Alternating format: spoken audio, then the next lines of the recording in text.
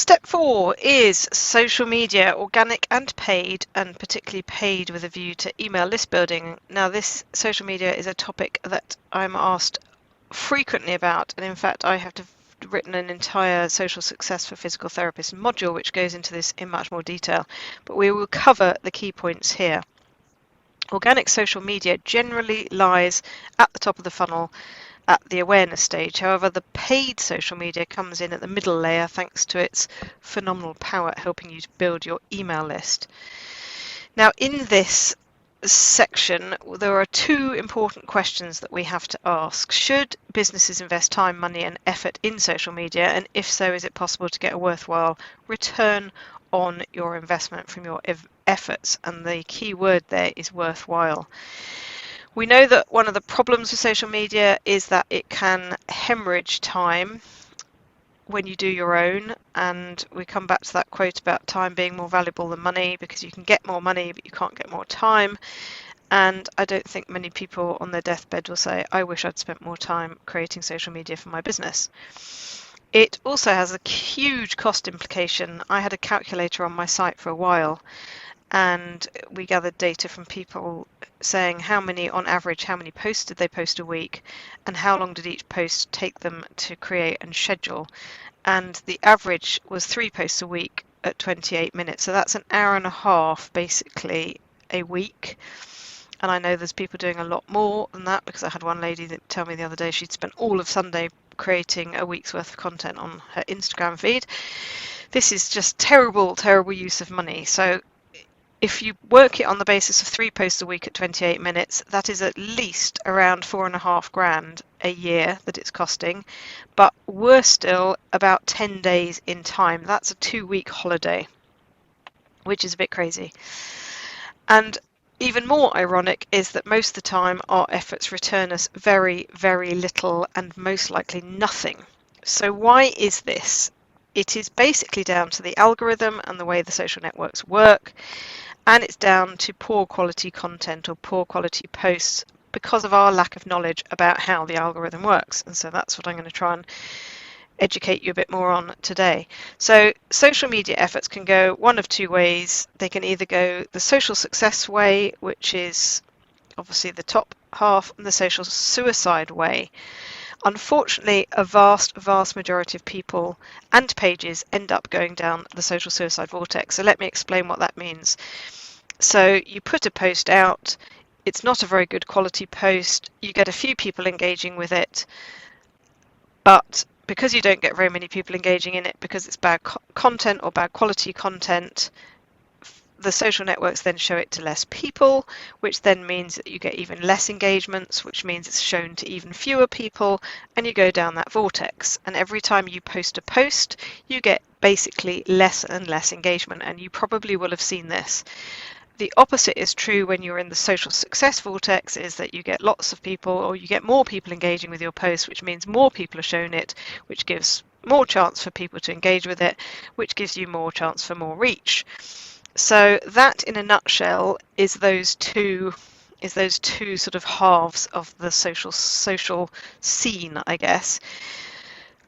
Why do so many people end up in social suicide? Because of this. Now I'm going to play this video because you'll see what I mean. And this is very indicative of most people's social media efforts. Unfortunately, they spend all their time, a bit like we talked about in the email nurture program, writing clinic salesy emails or posting social content that is all about themselves. It's vanity, it's look at me, it's look how cool I am, look what I've done, look at these testimonials. I mean, testimonials, don't get me wrong, are useful, but we'll come to that in another section.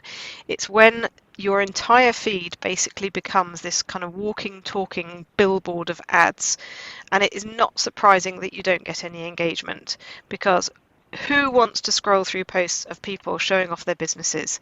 You don't want to see it from other businesses, so why should other people see it about your engagement? And as I say, you get less engagement, means less exposure, means less engagement, and down you go down that vortex. And this is why I say you'd be better doing nothing than doing something badly when it comes to social media. The thing is, there are some major benefits to using social media. So let's have a look at those, because at first glance, otherwise you just think, well, sod it, I'm not going to bother in that case. There's no point in me spending time. But there are actually a whole bunch of really powerful benefits of social media. Oh, one of the best uses of social media is for communicating authority. We talked about the awareness bridge, where you lead people across the awareness bridge in terms of where you can lead a patient from sometimes being unaware of a condition or of an issue that's affecting them, although that's generally not the case in physical therapy, obviously, but to becoming aware of their problems and then seeking appropriate solutions. So by using intelligent social media with links to useful resources, it gives you a chance to demonstrate your knowledge. It gives you a chance to offer them solutions to their problems. It can answer commonly asked questions, and it basically is a great way of raising awareness of how you can help. And again, this is where having a targeted audience helps, because you can be very specific about the content that you're sharing, the problems you're solving, the knowledge you're demonstrating, and so on and so forth. Second big thing, I'm a big fan of the 80-20 rule. It appears everywhere. And as we talked about earlier, Robert Cialdini's book on influence, he outlines those 6 universal principles which influence people to take action. He calls them shortcuts, and at the very top of his list is about demonstrating authority and building reciprocity. And that's that desire to give back. And if you're using resources just as you've done in your email newsletters, in your social media posts, then you are giving people value, and that builds this sense of reciprocity. And you can do that, you can take that out to other third-party pages, to groups, to forums. You can print them out and distribute them locally. You can put them in your clinic waiting areas. You can post them to customers. These are all great ways, and it could be resources that you're promoting through your social networks. Another great use of social media is to build trust. Again, to use it to apply those 5 C's of trust. You've got the learning what's important, engaging hearts and minds. Ideal, really good social media should be generating conversations. It should be encouraging engagement. It should be talking to people and encouraging that communication. Unfortunately, we just don't use it for that, which is why we end up most of the time down the social suicide vortex side of social media. Putting good social media on there, this is obviously a great way to show authenticity and consistency in behaviour, and obviously competence, as we've said. By sharing good resources, you can demonstrate your authority and your knowledge and all that kind of thing. Social media can also be used to build brand awareness, but people generally approach this completely the wrong way. So they think that just because they publish content on the social networks, more people are going to come across them, but that doesn't happen, because the social networks will generally only show your content to your own followers, and also a very small number of your own followers. And if your content is poor and doesn't get any engagement, the number of people that they'll show it to will get smaller and smaller and smaller. And so that's not going to get eyeballs on your content, and especially not eyeballs of people who are not your followers. The way to get more eyeballs on you and your business is to engage in something that I call outreach, and we will cover this because this is a module in its own right. We'll cover this in much more detail a little bit further down this course, and we cover it in a lot of detail in the social success module, which is available separately as a separate piece of training. But outreach and your content are 2 halves or 2 sides of the same social media coin. But we generally focus obsessively on that little orange circle, which is us and our followers, and that's around content. We think that our content is going to reach this wider blue circle, but it doesn't, because we don't do the right things to get it there. So as I say, that will be another module in its own right. As we've suggested previously, or we've talked about previously, one of the best uses of social media is to grow targeted audiences, and that requires those 3 components: that lead magnet, the email lead collection page, and then the piece of content that is going to promote the existence of this lead magnet and get people to sign up to it. This is only effective, obviously, if you engage in paid ads, because, as we've talked about earlier, your content is not likely to hit these eyeballs. So you do need to pay to play in this particular case, but this is a very powerful element of social media, a powerful benefit of social media. I think probably the next most powerful things are coming up now. So influence, social proofing, and reviews. These reviews help in 4 ways. So Google often includes reviews on external platforms in Google Business Profiles because they do impact search results. And we'll come to this last point in more detail later, because social proofing and testimonials is a step in its own right in this piece of training. But having reviews and having a good social profile with lots of reviews on is very powerful. It directly affects purchasing decisions, because when people are looking and researching you, if they're looking, then they probably have buyer intent. They're probably ready to make a commitment. And if they are looking and reading reviews, then they are looking for a connection. They're looking for a reason to choose you. It's a great way of building brand awareness. It's a really good way of building trust. Positive reviews are probably the top way of building trust. Search and engine optimization, it plays a big role in this, and we're going to get onto that now. So let's tackle this bit, because it all kind of ties together. So what goes on your social pages directly impacts your search results, and not many people realize this. It used to be a time that Google said it didn't have any impact on search results, but it's becoming more and more important and more influential. And Google in particular now allows you to add your social profiles to your Google business page, and they are taking social signals that are happening on those social profiles to inform their search results.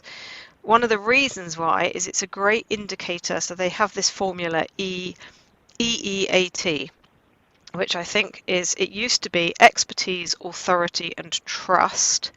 Those were 3 things that they really were very keen on establishing, so that, because if they could see evidence of those, then they were comfortable in recommending those pages, so they would tend to rank higher in the search engines. And now experience, they've added an extra E to it, so it's EEAT. Experience is now one of those things, and testimonials is about people's experience with your businesses. So this all links together.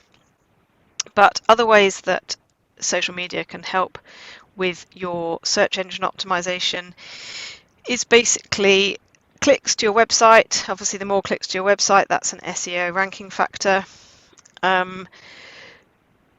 Social influence, we've talked about social signals informing social search results. There's a strong correlation between search activity and search rankings. Hootsuite did a massive study, and that was a big outcome that they discovered. And social media reviews, as we said, is a quality indicator. Now, the other thing that lots of people don't realize is that Facebook now offers a native inbuilt search feature. So if you put physiotherapist near me, Facebook delivers you physiotherapists near you, which is really clever. It's sort of similar to the Google near me element, but it is inbuilt into Facebook. So people are increasingly going to start using social networks as search tools, and that's really worth bearing in mind. So these are these EEAT. I should have waited and come onto this slide first, but these are high up in Google's ranking priorities. So people showing experience, expertise, authority, and trustworthiness. And Google still has 85% of search engine traffic. So this is really relevant. And this is the kind of thing that you want to be demonstrating through all your marketing channels. So if you're sharing good quality content, things that demonstrate expertise, demonstrate authority, reviews are a really good, they show that people have had an experience with your business, and if you've got lots of reviews, then you are likely to have more authority, more trustworthiness. So it all kind of connects together, and right at the end of the presentation I'll have a summary slide which shows you just how it's all connected together. So this is another reason why social is very, very useful in terms of your wider marketing picture. And obviously the 8th benefit of social media is, yes, you can do sales through there. So indirectly you're already influencing your sales, because testimonials and reviews directly influence purchasing behavior. We've got the bit about SEO, and it being influencing Google and where they rank you on the page, but also that element of the native search inside where people are searching for physiotherapists near me in Facebook or Instagram. We've got the element of list building. That's an indirect sale, but as you build your email list, that becomes more and more of a powerful tool to generate sales from. But then you can generate direct sales by promoting sales focused events, so on selling vouchers and doing things like that. And the reason I've left it to last is, as you probably realize, is that the emphasis should not be on those direct sales and direct promotional related things. They should make a large minority of your content. So in answer to your question, should you be investing time and money in organic social media? Personally, I think you'd be mad not to. People are on there, including your demographic. People will look for you there. You do have access to this captive audience. People use it for an awful lot of time. So if you can get in front of them with the right kind of content, then you have all those opportunities to build that authority and strengthen trust and influence those purchasing decisions, boost your SEO, do customer research, collect email addresses if you want to, cultivate these conversations and connections and build trust. So yes, you do need, well, you would be mad not to be on social. Key messages, I would say, are all the business growth opportunities that are going to result from social media requires your pages to be these things. So engaging and fresh and relevant. The last thing you want is for somebody to pitch up on your social pages and it's tumbleweed. The last thing you published was, 10 years ago or 5 years ago. It's promotional. It's not value adding. You've got to be thinking about value adding, building that trust and authority, not this walking, talking billboard of ads and promotions for your business. And what I say to people in some of my workshops is go and look at your last 10 posts on your social network that you use the most, for example, for business, and just do a quick straw poll count of how many of those posts are genuinely selfless. Are they genuinely putting your customers' interests first rather than yours? And I know what the results are to that because I do this quite regularly. Do not stress about engagement rate because it's going to be shit regardless. It doesn't really matter what you do within reason. So you've got to be there to gain all the benefits we've talked about, but ideally you've got to do it as quickly and as efficiently as you possibly can. So these are engagement rates measured by post reach. So that's generally a higher number because you might put a post out, possibly 50 people will be shown it, so you will get number of engagements, which might be 3 divided by 50. That's going to be a higher number compared with 3 engagements divided by your follower number, which might be considerably higher. But obviously your followers aren't shown, not every single one of your followers is shown your content, like 2 or 3, 4% might be shown it. So your numbers are going to be pretty rubbish. There's some numbers based on followers, number of followers. Basically, don't expect to get more than, at absolute most, a handful of people engage with most of the content you post. It is not unusual. It is completely normal. You are not alone, and don't sweat it. You shouldn't be obsessing over the fact that you're not getting engagement on your posts. The really important thing is just to make sure that your page is authoritative, it is fresh, it's engaging, and it looks good if somebody just happens to pitch up on your page, which they may well do if you start participating in paid social media. If you're going to invest in paid, you don't want more leaky funnels, as we've said here. You need to have an engaging, fresh and up-to-date social media page so that when they arrive there, they don't find a deafening silence or a billboard of ads. Otherwise they'll be off to the hills as fast as you can say leaky funnels and you've wasted money. So just to reiterate the difference with the paid versus organic. Organic is great for, I wouldn't agree actually that brand awareness, this is an image off Hootsuite, I don't think organic is particularly good because obviously so few people will ever be shown. But if people do come to your page then and have reason to visit it and you've got a good page, there will be some good brand awareness there. the focus should be on customer service and relationship building, trust building. And where paid comes in is that you can then encourage your posts to get in front of larger audience of people. You can target your ideal customers. There we go, even Hootsuite's saying it.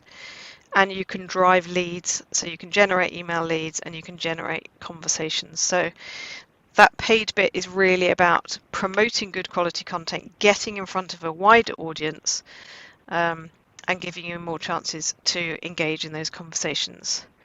And that is where I will leave that component, because now we are going to look at how to use organic social media and the kind of content that you could be producing. So let's jump into that. Now, there's not much that people agree on when it comes to social media generally, but there is something. Excuse me, I just had to have a sip of water. Most marketers agree that there are 4 best content pillars around which to build your social media strategy. And content really is important here. So these are the content types that tend to get the most engagement and generate the most value. So we have entertaining, funny stuff. We'll all have seen it. Things that people can share. It's a great form of content. Inspirational, lots of that around. Relatable, that's the kind of share and declare thing. We're going to talk about that in a bit more detail in a minute. It's the sort of thing where you look at it and go, damn, that's so me. And then obviously we've got the educational stuff, which is where it adds value, the links to helpful resources and that kind of thing. So content really is king. Remember all the things that we've said before. Put the interests of your followers first. Focus on being selfless, not selfish. And being antisocial just takes you down that social suicide vortex. If you're going to rely on rubbish content, you'd be better off not doing it at all. So let's look at some content just to give you a bit more of an idea. It's always easier when you've got something that you can visualize that puts it in context. So I've used some of the content that we've created for our customers here, and basically what we do is we've adopted a new strategy of using entertainment to catch people's eyes, and it's working really well at the moment. People want to be amused. You go onto social media in your downtime when you're between doing responsible real life adult things, and you just want some fun. So we tend to use some sort of funny image to catch people's attention, and then where relevant we use the post copy to link to helpful resources, because that way we're both delivering on both entertainment but also on the education and the authority and the awareness bridge building, all the themes that we talked about earlier.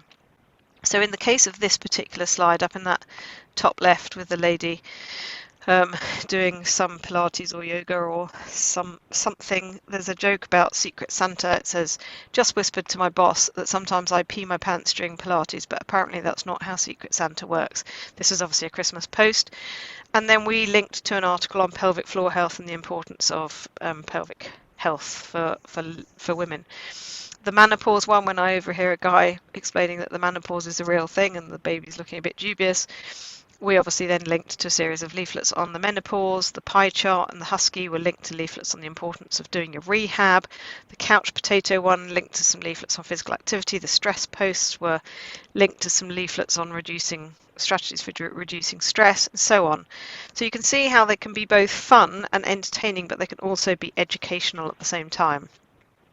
Here are some that we did which are more sort of straight-laced. These are specifically direct education posts, but again, they can still be visually interesting. So this was a campaign that we did on breast cancer with a whole bunch of leaflets and resources. Sometimes we actually give people the leaflet, an image of the leaflet itself, because that's quite often drives click-throughs more.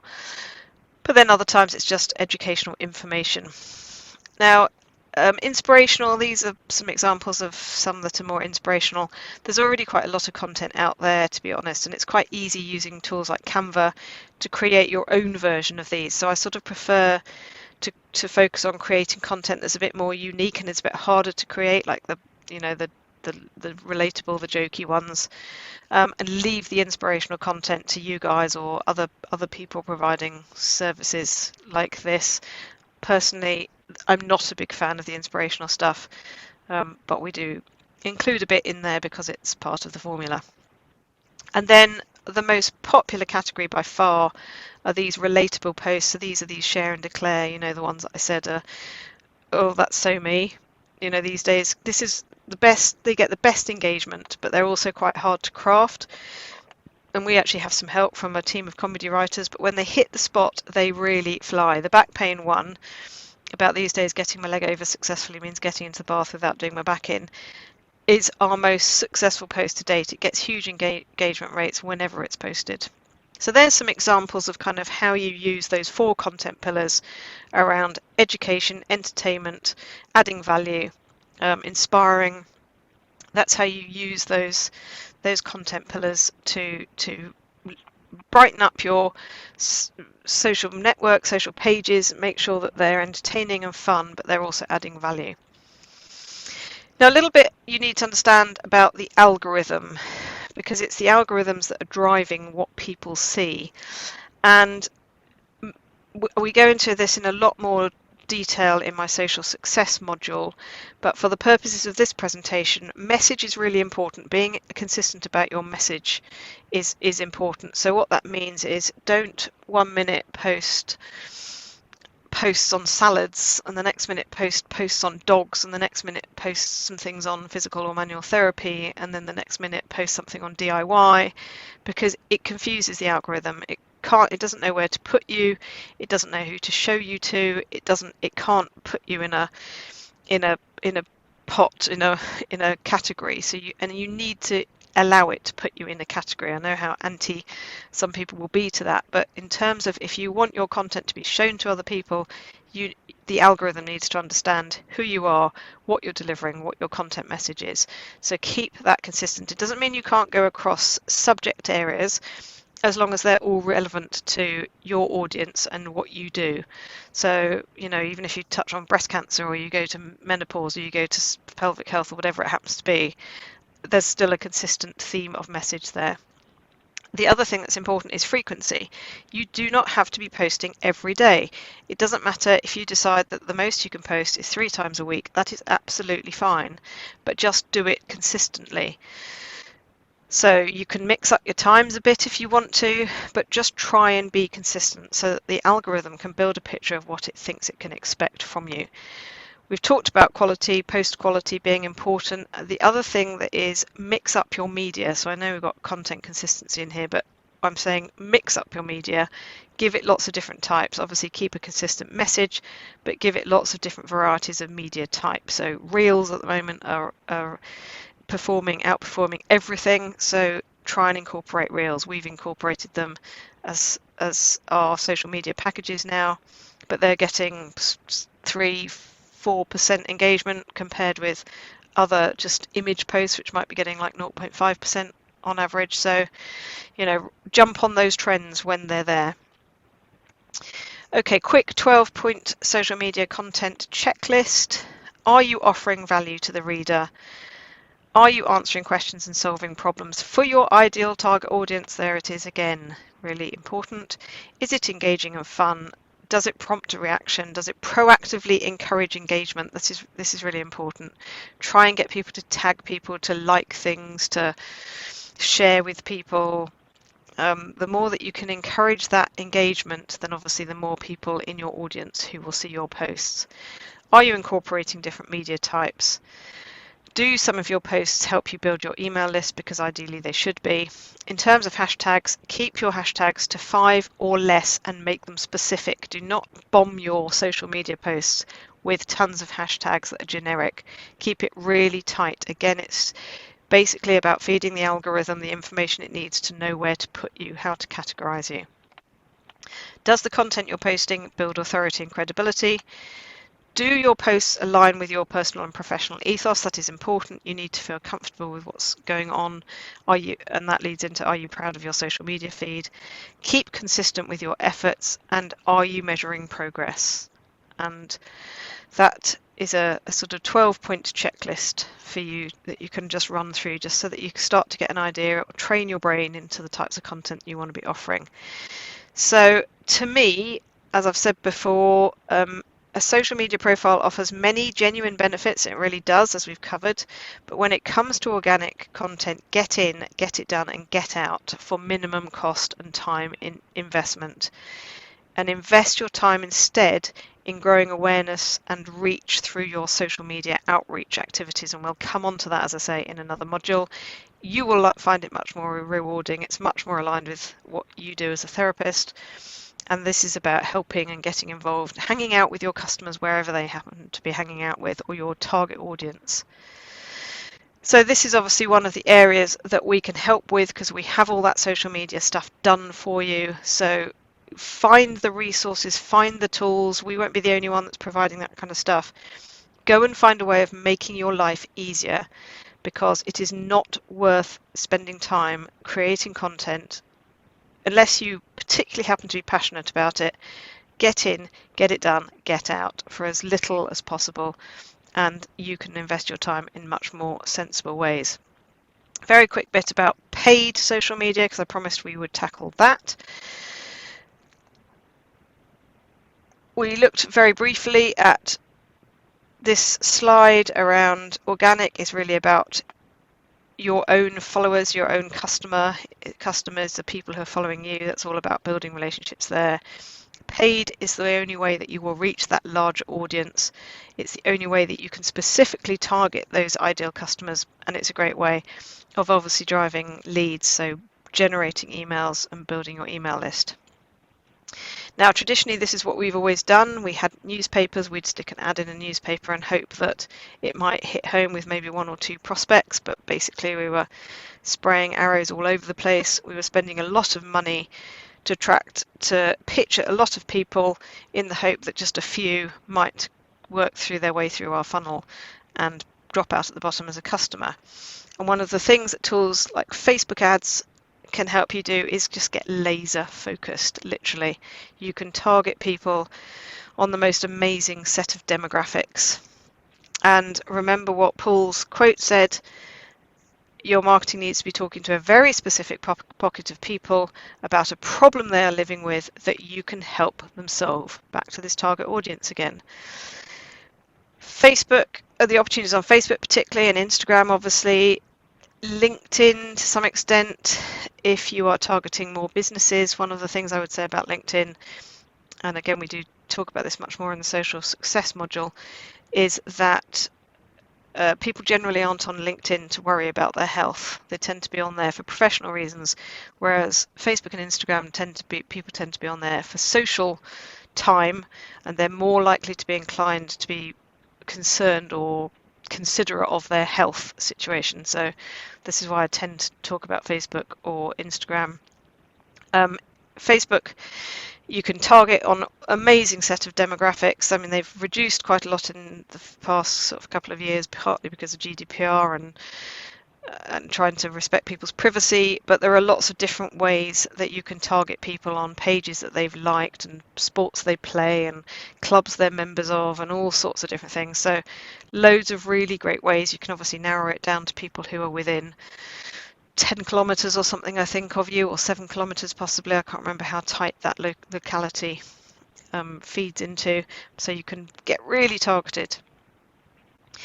Here's a reason why offering downloadable resources, sending out emails, is really good for segmenting your audience. So obviously every time you give somebody an opportunity to sign up to something, or to read an email about something, or to visit a page on your website, assuming you have the pixel installed, it guides you on who's interested in what, because it allows you to get much more specific, and then you can target them with very specific messages, and that's a level of detail that we don't have time to go into here. But once you know what people are looking for or what they've got a problem with, you can then be really targeted about offering them a solution. And there are some ideas of kind of solutions. So it could be leaflets, it could be plans, it could be advice kits, it could be assessments, it could be training packages, treatment packages, online events, education events, it's all the key is understanding the needs and problems of your audience and then being able to solve them. So essentially what you end up doing is inverting the funnel. So instead of attracting lots of crap quality leads at the top who probably have a really tiny probability of becoming a customer, you can get really focused on spending money to collect a very small number of highly focused leads who have then got a much greater probability of becoming a customer. Again, we come to that ideal target audience. What can you use targeted ads for or paid ads for? You can obviously, as we've talked about, lead generating downloadable resources. You can use them to promote those prize draws. Great way of collecting email addresses. You can promote events that you're running. You can promote free assessments, taster sessions. You can even promote blog posts if you want to, but I would say that if you're going to do a blog post, make sure there's a lead collection element built in. There we go, I've put at the bottom, wherever possible, include a reason for the reviewer to share their email address in return for something valuable. So this is your paid ad strategy, basically. Step 1, decide on your target audience, get focused and play to your strengths. Step 2, decide what your paid conversion offer could be for your target audience. So say that you're going to get them to, I don't know, attend an event perhaps.